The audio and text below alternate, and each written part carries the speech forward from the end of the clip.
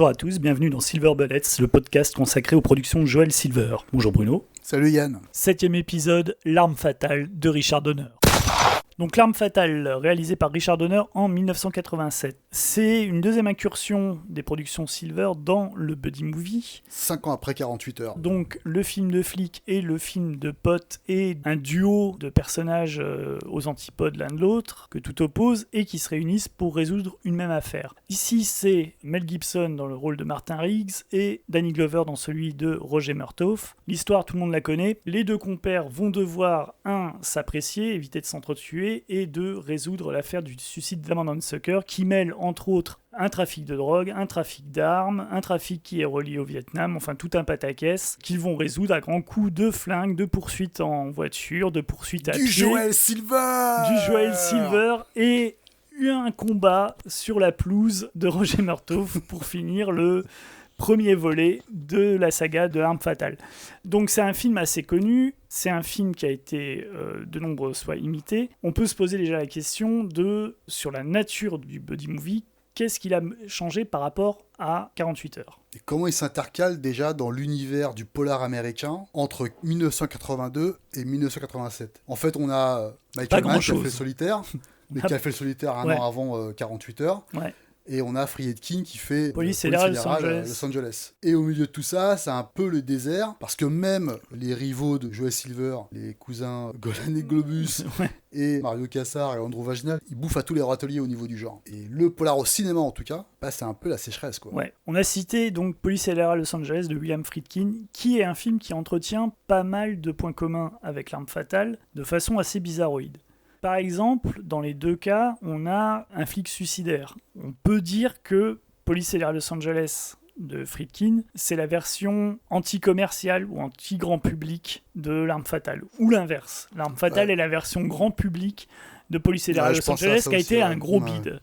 Qui a été un gros bide malgré des séquences d'action qui étaient assez détonnantes et des personnages qui étaient assez charismatiques mais qui finissent tous mal. On ressort vraiment du film avec une vision de la société qui est très noire, qui est très cynique, qui est très désabusée. Avec Richard Donner, on n'a pas vraiment cette vision cynique et désabusée parce que Richard Donner est plutôt quelqu'un de, on va dire, de sympathique et bonhomme. Et qu'est-ce qui a changé en fait entre le Friedkin et le Donner ? Parce que le Donner, l'ouverture de L'Arme Fatale, elle est quand même assez glauque. C'est une jeune femme qui prend un rail de coke et qui se défenestre. Et c'est quand même déjà pas dans le ton de ce que donnera la suite du film. Comme la formule va en fait être exagérée avec L'Arme Fatale. Ouais. On évoque donc le Friedkin, on peut évoquer aussi le 48 heures, qui était donc l'une des bases en fait du buddy cop movie. Et dans L'Arme Fatale, il y a une exagération en fait de tous les codes du buddy cop movie.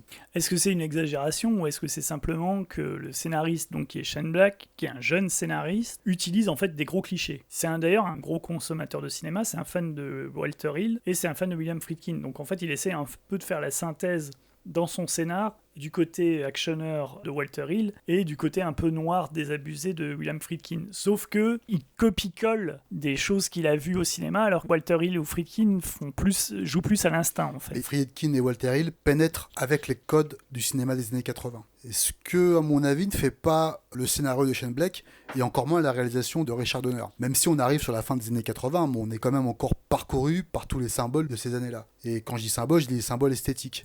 Et moi, quand je regarde L'Arme Fatale, j'ai pas forcément justement autant de symboles esthétiques que je retrouve dans le Friedkin, dans le Walter Hill, et voire même, ce qu'on en avait déjà parlé, dans le Solitaire de Michael Mann. Ouais, c'est vrai parce que la grosse différence entre L'Arme Fatale par exemple et 48 heures, c'est qu'effectivement, quand tu as les scènes de nuit dans 48 heures, ce qu'on se disait à l'époque, voilà, ça pète au niveau des couleurs, c'est très comic book, des affaîtries qu'on retrouve pas du tout dans L'Arme Fatale. Il y a rien qui évoque dans L'Arme Fatale la situation politique aux États-Unis. Et c'est quelque chose, je rajouterais, qui est plutôt à l'avantage du film, parce qu'il le rend un peu moins démodé que s'il avait été plus ancré en fait dans cette situation-là. Pour moi, c'est quand même le film de tous les paradoxes, par rapport à ce que tu m'expliques sur la façon dont le film, justement, essaye un peu de s'évacuer du courant politique de l'époque. Parce qu'on dit donc que le film évoque les rapports avec le Vietnam, et à cette époque-là, c'est le moment où Reagan, justement, appuie très fort sur le côté des vétérans du Vietnam. Ce sont des héros de la nation. Tu vois, le truc, je vois quand même le film assez important dans cette période-là, et malgré que ce soit réalisé en pantoufle par Richard Donner. C'est pas réalisé en un pantoufle, petit peu. c'est de l'épure. Et il laisse à son monteur, Stuart Baird, qui est son monteur très fidèle, le soin en fait de se dépatouiller après et de rendre ça dynamique. Pour revenir donc à cette idée du Vietnam, qui moi m'interpelle, c'est que les ennemis sont aussi des ennemis de l'intérieur. Les méchants dans L'Arme Fatale sont vétérans du Vietnam, mais font du trafic de drogue. Ce qui en fait des vrais ennemis de la nation, peut-être plus encore que des communistes ou des arabes. Et je rajoute quand même qu'à mon avis, il dit moins de conneries Shane Black en fait avec L'Arme Fatale que Oliver Stone en dit avec ses films. Il résume le Vietnam en on a fait du trafic et on continue à en faire. Et pourtant, il la joue pas justement sur le côté patriotique. Et l'autre aspect qui est aussi intéressant, c'est que les deux personnages sont montrés comme des vieux ringards. En fait, ils sont complètement caractérisés uniquement par le job. T'as ce côté en fait ringard des deux personnages qui rend le film intemporel en fait. T'as ce côté réac ringard qui rend les deux en fait plus sympathiques parce qu'en fait ils sont complètement déconnectés du monde dans lequel ils sont et en fait ils ne croient que en certaines valeurs, dont les valeurs de loyauté, parce que Roger se fait trahir par son ancien camarade du Vietnam et il découvre un autre camarade quoi. Mais toi tu vois le film sous l'aspect hyper ludique, tu vois. Ouais. Quand je l'avais revu, il y avait des trucs qui m'avaient un peu gêné, et ne serait-ce que justement dans la façon de démontrer les deux personnages, où t'en avais un qui était désocialisé et qui était blanc, et l'autre qui avait une super famille et qui était noir. Et c'est pour ça que je disais que c'était le film de tous les paradoxes, mais c'est aussi peut-être le film de toute la propagande, quoi. Ouais, mais... Parce qu'avec cette espèce de famille un peu sortie... Du Cosby Show. Bah, ouais, carrément. Qui était le gros succès de l'époque en plus, quoi. Est-ce que c'était pas dire également, il y a des Afro-Américains qui vivent très bien au sein de la société américaine. Mais je trouve pas que ce soit tant montré, parce que le fait qu'il y en ait un qui ait une famille et l'autre qui ait pas de famille, il se fait plus de la même manière que tu as dans 48 heures, il y en a un qui est flic et un qui est truand. Oui, mais le personnage de Nick Nolte, il est déjà en marge avec son autorité. Ce qui n'est pas le cas de Riggs quand même. Riggs, il est sur le point de se faire virer. Ouais, mais ça justifie en fait presque... parce que c'est ce qu'il demande au début. Alors c'est peut-être pas pointé après dans le film en tant que tel par Donner, mais en tout cas dans la base du scénar et la façon dont il présente les personnages, ils disent bien au départ qu'ils flanquent Riggs avec Murtaugh parce que Murtaugh est incapable d'avoir un coéquipier et que Riggs ils veulent le virer. Ouais, mais ils sont pas par rapport à leur système. Mais par contre, ouais, ils ont pas, dans la façon dont ils dépeignent le commissariat ou les relations qu'ils ont avec les autres flics, ils sont pas ostracisés. Au bout d'un moment, c'est devenu vraiment schématique en fait dans le film. Tu n'as plus que les deux flics contre la bande de truands. Et un des aspects, et là je trouve que c'est là où c'est réussi la mise en scène un peu monotone de Donner, c'est que tout au long du film, on va dans plusieurs quartiers de Los Angeles, et comme la mise en scène est un peu pépère, alors je dis pas que c'est volontaire de la part de Donner, mais il y a un peu de ça. En fait, de pas faire de fioritures dans ce qui monte, et de pas transformer la ville, comme par exemple Walter Hill le fait quand il filme de nuit San Francisco dans 48 heures, le fait de pas montrer de fioritures, de montrer vraiment la ville telle qu'elle est, Los Angeles, qui est pas une ville très chouette en fait esthétiquement. Voilà, il tourne en décor réel, mais ils transforment pas, ils en rajoutent pas trop, parce que je pense d'une part parce qu'elle l'a fait fainéantise, d'autre part parce que le budget était pas si énorme que ça. Donc en fait ils ont vraiment fait le film à l'économie. Il y a une peinture de l'Amérique des années 80 qui est en fond, et t'as ces personnages qui sont vraiment des personnages de série B de western qui s'agitent en fait dans ces décors là. Donc en fait t'as pas besoin de beaucoup plus. Je trouve que le film a un équilibre en fait entre le côté action et le côté polar qui perdrait, je pense, si Richard Donner essayait de faire croire qu'il était par exemple William Friedkin, ou s'il essayait de faire croire qu'il était Walter Hill. Tu vois ce que je veux dire? Pour le coup, on parle souvent de série B quand on parle de blockbuster. Là, pour le coup, on est totalement dans la série B, quoi. En début d'émission, je voulais insister sur le fait que ça allait caricaturer les codes du buddy movie, parce que je pense qu'à partir de ce film-là, L'Arme Fatale pousse les poteurs quand même à fond, tu vois, avec le buddy movie. D'ailleurs, après L'Arme Fatale, t'auras plein de parodies qui vont reprendre des trucs. Même L'Arme Fatale va devenir sa propre parodie, en fait, dans les épisodes suivants. C'est un film qui marche malgré tous ses paradoxes, parce que je pense que comme il est le premier sur le terrain, ouais, c'est ça.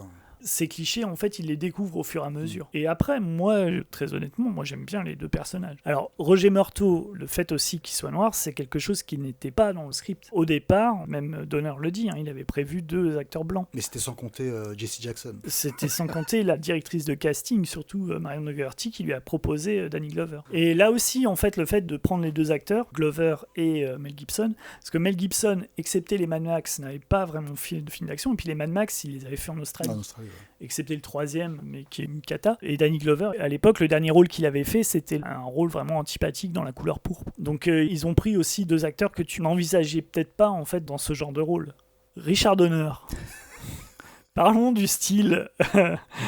On a beaucoup parlé du non-style et de Elle est en pantoufle de Richard Donner qui a réalisé pas mal d'épisodes de séries télé. Dans les années 70, il fait 2 gros cartons. Coup sur coup, il fait La Malédiction et il fait Superman, la première adaptation en fait de comic book avec un énorme budget. Je pense, moi, alors sans faire de la psychologie à 2 balles, mais que en gros, le gros pataquès à la sortie de Superman où il se fait virer alors qu'il est en train de tourner le Superman 2 et remplacé par Richard Lester, est ce qu'il a définitivement convaincu de pas trop se fouler sur les films suivants. Non mais là dans L'Arme Fatale c'est bourré de plans serrés.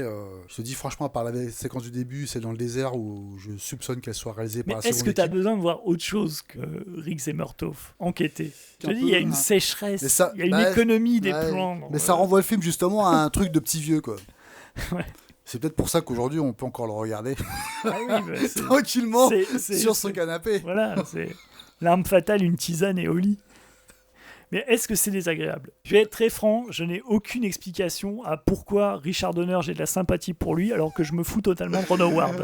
Est-ce que Ron Howard aurait pu réaliser L'Arme Fatale? Ça aurait été plus chiant, je pense. De toute façon, Shane Black, il faut dire ce qui est, il va faire des photocopies du script de L'Arme Fatale pendant 20 ans. Est-ce qu'il a fait un meilleur script que celui de L'Arme Fatale? On le verra dans les autres émissions qu'on consacrera au scénariste et réalisateur Shane Black, puisqu'il va faire pas mal de films avec Joel Silver. Toujours est-il que, ce script, on peut retrouver tous les ingrédients. Il a aussi quand même le don d'écrire des scènes d'action qui sont sympas et voilà, d'écrire des personnages que moi j'aime bien parce que, justement, le côté un peu, qui sont blasés parce qu'ils sont idéalistes au fond d'eux, ça me plaît. Est-ce qu'il modernise pas des personnages policiers des années 70? Et je trouve que Shane Black, en fait, il récupère un peu ces codes-là, il les améliore en fait, parce que justement, il est débarrassé en fait des stigmates du polar des années 70, il les modernise, il les améliore. Je lui reconnais ça, c'est d'avoir dépoussiérer des personnages qui avaient un petit peu disparu dans le polar américain. Tu vois, L'Arme Fatale, c'est pas forcément le polar américain que j'affectionne, mais il va redonner en fait une espèce de petit coup de fouet quand même, tu vois, au polar avec L'Arme Fatale.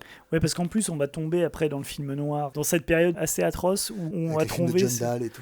Ouais, on va tomber dans les films de John Dahl ou dans le film noir bourgeois avec un couple qui est traumatisé par des assaillants où la menace est à nos portes. Déjà, c'est des films qui vieillissent très mal. Et c'était le début aussi des studios indés, genre Miramax, qui débarquaient avec notre ami Harvey Weinstein, dont tu me rappelais que tu étais un gros fan.